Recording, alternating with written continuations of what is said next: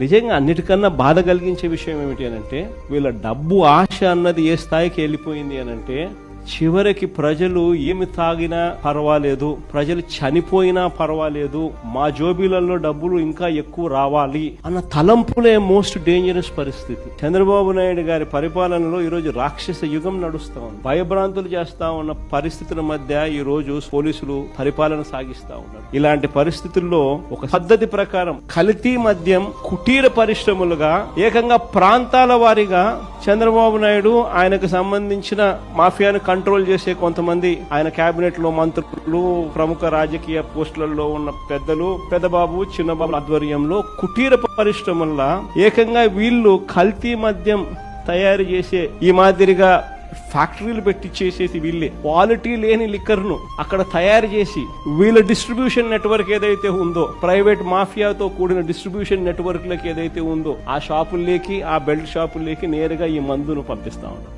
ఆశ్చర్యం కలిగించే విషయం ఏంటంటే, ప్రతి 4-5 బాటిళ్లలో ఒక బాటిల్ కల్తీ బాటిల్ తాగి మనుషులు చనిపోతా ఉన్న పరిస్థితులు.